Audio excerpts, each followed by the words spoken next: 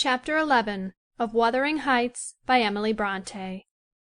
Sometimes, while meditating on these things in solitude, I've got up in a sudden terror and put on my bonnet to go see how all was at the farm.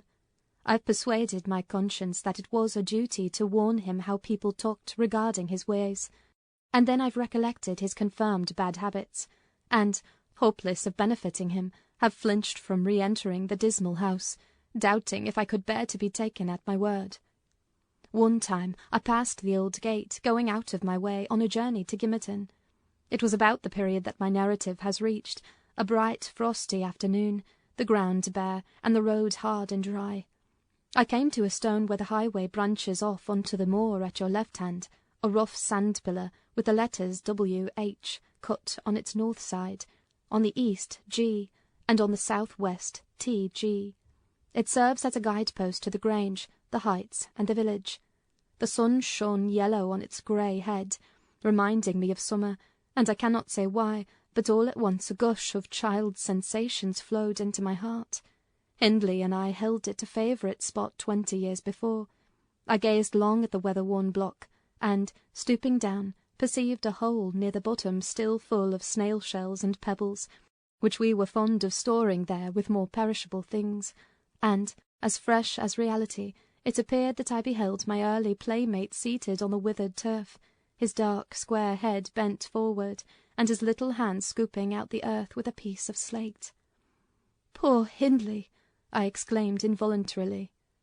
I started. My bodily eye was cheated into a momentary belief that the child lifted its face and stared straight into mine.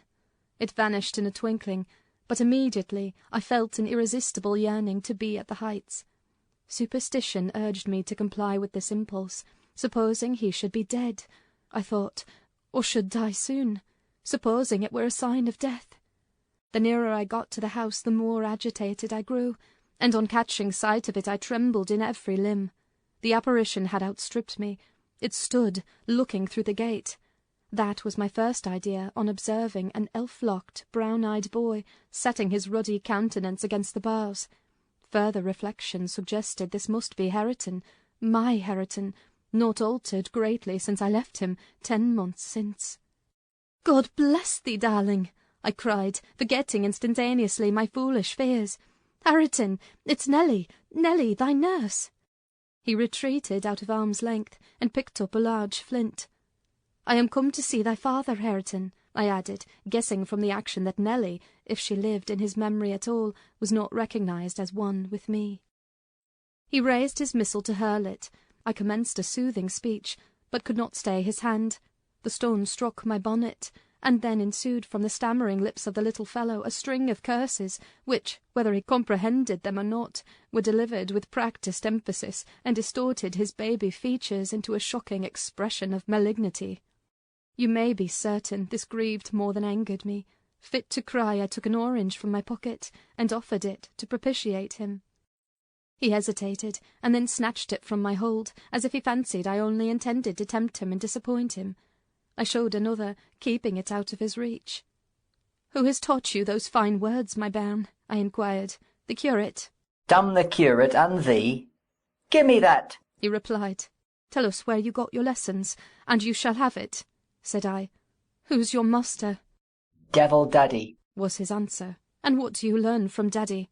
I continued. He jumped at the fruit. I raised it higher. "What does he teach you?" I asked. "Naught," said he, "but to keep out of his gate. Daddy cannot bide me because I swear at him." "Ah, and the devil teaches you to swear at Daddy," I observed. "Aye. Nay," he drawled.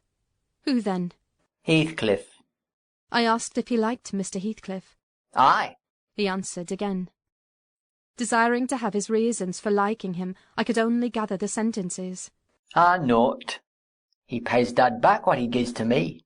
He curses Daddy for cursing me. He says I mun do as I will." "And the curate does not teach you to read and write, then?" I pursued. "No, I was told the curate should have his teeth dashed down his throat if he stepped over the threshold. Heathcliff had promised that." I put the orange in his hand, and bade him tell his father that a woman called Nelly Dean was wanting to speak with him by the garden gate. He went up the walk and entered the house, but instead of Hindley, Heathcliff appeared on the door-stones, and I turned directly and ran down the road as hard as ever I could race, making no halt till I gained the guide-post, and feeling as scared as if I had raised a goblin. This is not much connected with Miss Isabella's affair, except that it urged me to resolve further on mounting vigilant guard, and doing my utmost to check the spread of such bad influence at the Grange, even though I should wake a domestic storm by thwarting Mrs. Linton's pleasure.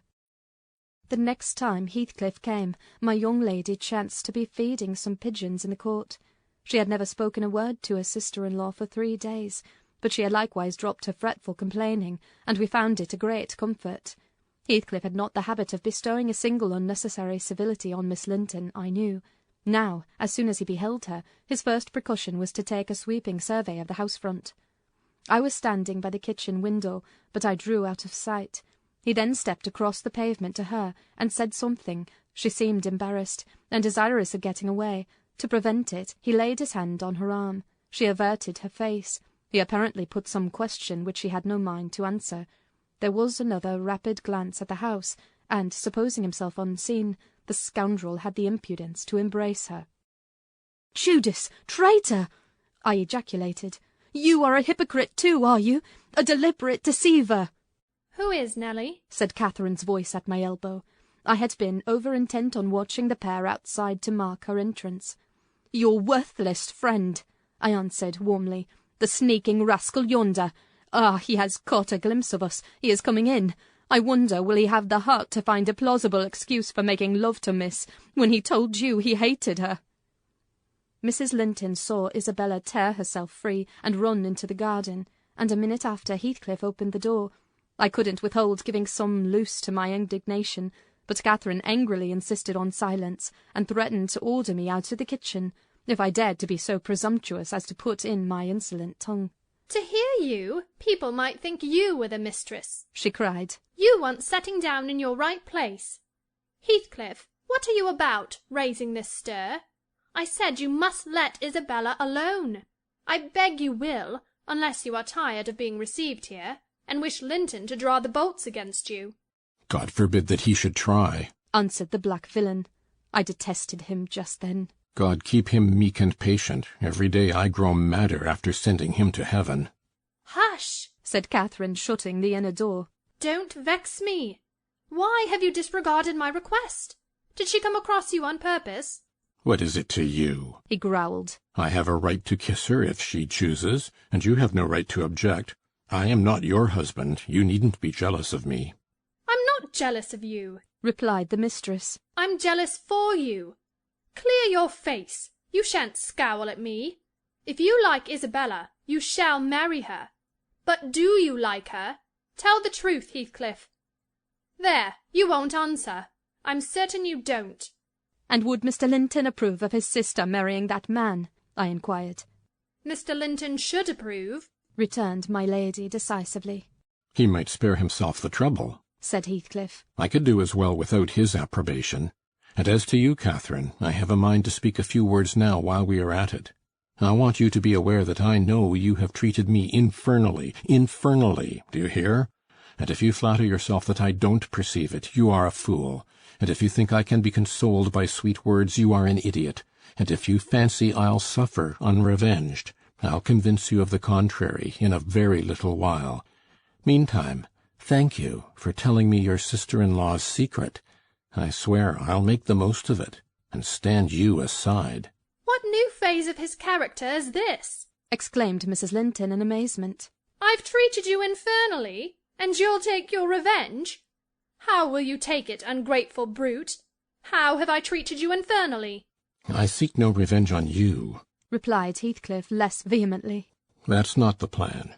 The tyrant grinds down his slaves, and they don't turn against him. They crush those beneath them. You are welcome to torture me to death for your amusement. Only allow me to amuse myself a little in the same style, and refrain from insult as much as you are able. Having levelled my palace, don't erect a hovel and complacently admire your own charity in giving me that for a home. If I imagined you really wished me to marry Isabel, I'd cut my throat." "Oh, the evil is that I am not jealous, is it?" cried Catherine. Well, I won't repeat my offer of a wife. It is as bad as offering Satan a lost soul. Your bliss lies, like his, in inflicting misery. You prove it. Edgar is restored from the ill temper he gave way to at your coming. I begin to be secure and tranquil, and you, restless to know us at peace, appear resolved on exciting a quarrel. Quarrel with Edgar, if you please, Heathcliff, and deceive his sister. You'll hit on exactly the most efficient method of revenging yourself on me. The conversation ceased. Mrs. Linton sat down by the fire, flushed and gloomy. The spirit which served her was growing intractable. She could neither lay nor control it. He stood on the hearth with folded arms, brooding on his evil thoughts, and in this position I left them to seek the master, who was wondering what kept Catherine below so long. "Ellen," said he, when I entered. "have you seen your mistress?" "Yes, she's in the kitchen, sir," I answered. "She's sadly put out by Mr. Heathcliff's behaviour, and indeed I do think it's time to arrange his visits on another footing. There's harm in being too soft, and now it's come to this." And I related the scene in the court, and, as near as I dared, the whole subsequent dispute. I fancied it could not be very prejudicial to Mrs. Linton, unless she made so afterwards, by assuming the defensive for her guest. Edgar Linton had difficulty in hearing me to the close. His first words revealed that he did not clear his wife of blame.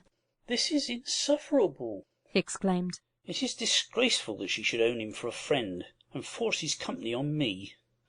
Call me 2 men out of the hall, Ellen. Catherine shall linger no longer to argue with the low ruffian. I have humoured her enough." He descended, and bidding the servants wait in the passage, went, followed by me, to the kitchen. Its occupants had recommenced their angry discussion. Mrs. Linton, at least, was scolding with renewed vigour. Heathcliff had moved to the window, and hung his head, somewhat cowed by her violent rating apparently. He saw the master first, and made a hasty motion that she should be silent, which she obeyed abruptly, on discovering the reason of his intimation. "How is this?" said Linton, addressing her. "What notion of propriety must you have to remain here after the language which has been held to you by that blackguard? I suppose, because it is his ordinary talk, you think nothing of it. You are habituated to his baseness, and perhaps imagine that I can get used to it too." Have you been listening at the door, Edgar? asked the mistress, in a tone particularly calculated to provoke her husband, implying both carelessness and contempt for his irritation. Heathcliff, who had raised his eyes at the former speech, gave a sneering laugh at the latter, on purpose, it seemed, to draw Mr. Linton's attention to him. He succeeded, but Edgar did not mean to entertain him with any high flights of passion.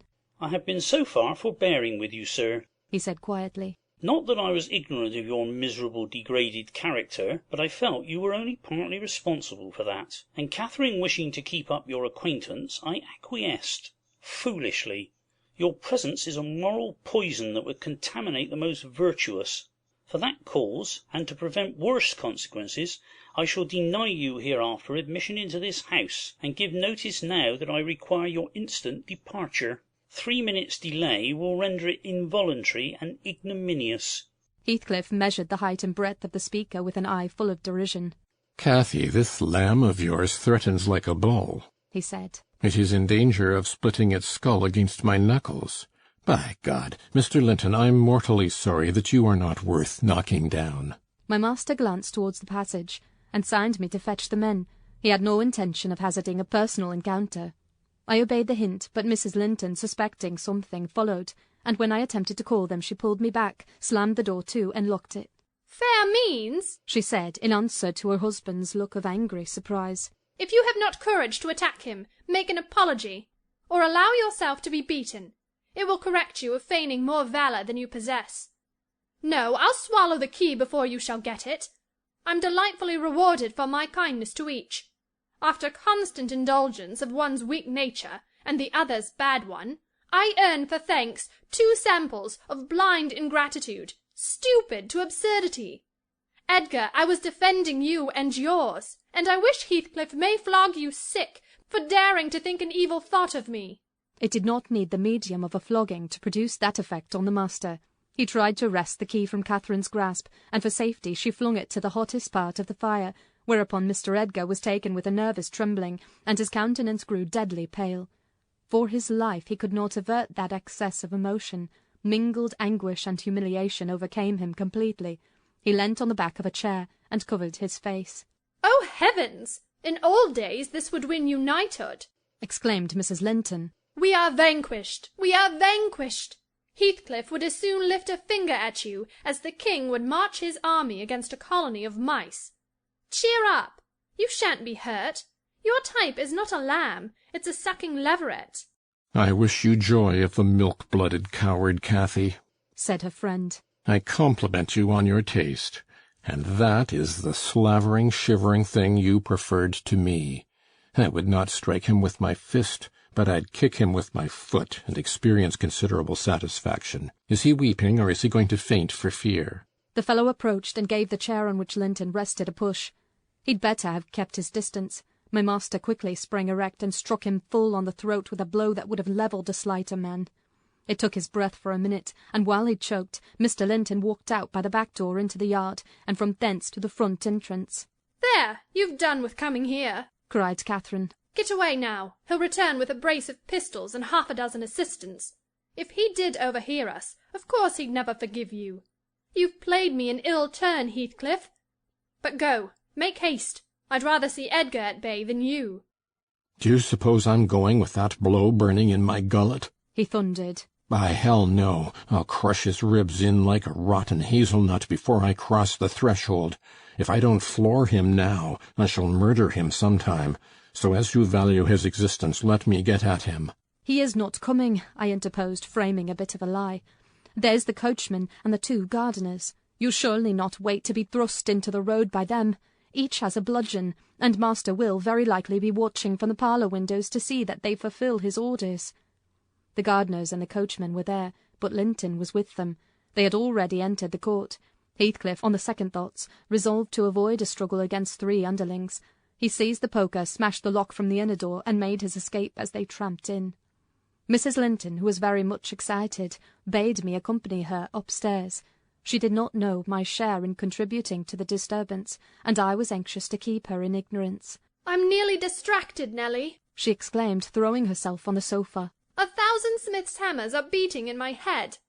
Tell Isabella to shun me. This uproar is owing to her, and should she or anyone else aggravate my anger at present, I shall get wild. And Nelly, say to Edgar, if you see him again tonight, that I'm in danger of being seriously ill. I wish it may prove true. He has startled and distressed me shockingly. I want to frighten him. Besides, he might come and begin a string of abuse or complainings. I'm certain I should recriminate, and God knows where we should end. Will you do so, my good Nelly? You are aware that I am in no way blamable in this matter. What possessed him to turn listener? Heathcliff's talk was outrageous after you left us, but I could soon have diverted him from Isabella, and the rest meant nothing. Now all is dashed wrong, by the fool's craving to hear evil of self, that haunts some people like a demon. Had Edgar never gathered our conversation, he would never have been the worse for it. Really, when he opened on me in that unreasonable tone of displeasure, after I had scolded Heathcliff till I was hoarse for him, I did not care hardly what they did to each other, especially as I felt that, however the scene closed, we should all be driven asunder, for nobody knows how long. Well, if I cannot keep Heathcliff for my friend, if Edgar will be mean and jealous, I'll try to break their hearts by breaking my own. That will be a prompt way of finishing all, when I am pushed to extremity. But it's a deed to be reserved for a forlorn hope. I'd not take Linton by surprise with it. To this point he has been discreet in dreading to provoke me. You must represent the peril of quitting that policy, and remind him of my passionate temper, verging, when kindled, on frenzy. I wish you could dismiss that apathy out of that countenance, and look rather more anxious about me." The stolidity with which I received these instructions was, no doubt, rather exasperating, for they were delivered in perfect sincerity, but I believed a person who could plan the turning of her fits of passion to account beforehand might, by exerting her will, manage to control herself tolerably, even while under their influence, and I did not wish to frighten her husband, as she said, and multiply his annoyances for the purpose of serving her selfishness. Therefore I said nothing when I met the master coming towards the parlour, but I took the liberty of turning back to listen whether they would resume their quarrel together. He began to speak first. "Remain where you are, Catherine. he said, without any anger in his voice, but with much sorrowful despondency. I shall not stay. I am neither come to wrangle nor to be reconciled, but I wish just to learn whether, after this evening's events, you intend to continue your intimacy with— Oh, for mercy's sake, interrupted the mistress, stamping her foot. For mercy's sake, let us hear no more of it now. Your cold blood cannot be worked into a fever. Your veins are full of ice water, but mine are boiling, and the sight of such chillness makes them dance. To get rid of me, answer my question. Persevered Mr. Linton. You must answer it, and that violence does not alarm me. I have found that you can be as stoical as anyone when you please. Will you give up Heathcliff hereafter, or will you give up me? It is impossible for you to be my friend and his at the same time, and I absolutely require to know which you choose. I require to be let alone, exclaimed Catherine furiously. I demand it. Don't you see I can scarcely stand? Edgar, you leave me. She rang the bell till it broke with a twang. I entered leisurely. It was enough to try the temper of a saint, such senseless, wicked rages. There she lay, dashing her head against the arm of the sofa, and grinding her teeth, so that you might fancy she would crash them to splinters. Mr. Linton stood looking at her in sudden compunction and fear. He told me to fetch some water. She had no breath for speaking. I brought a glass full, and as she would not drink, I sprinkled it on her face. In a few seconds she stretched herself out stiff, and turned up her eyes, while her cheeks, at once blanched and livid, assumed the aspect of death. Linton looked terrified. "There is nothing in the world the matter," I whispered. I did not want him to yield, though I could not help being afraid in my heart. She has blood on her lips, he said, shuddering. "Never mind," I answered tartly. And I told him how she had resolved, previous to his coming, on exhibiting a fit of frenzy. I incautiously gave the account aloud, and she heard me, for she started up, her hair flying over her shoulders, her eyes flashing, the muscles of her neck and arms standing out preternaturally. I made up my mind for broken bones, at least, but she only glared about her for an instant, and then rushed from the room. The master directed me to follow. I did, to her chamber door. She hindered me from going further by securing it against me. As she never offered to descend to breakfast next morning, I went to ask whether she would have some carried up. No, she replied peremptorily. The same question was repeated at dinner and tea, and again on the morrow after, and received the same answer. Mr. Linton, on his part, spent his time in the library, and did not inquire concerning his wife's occupations.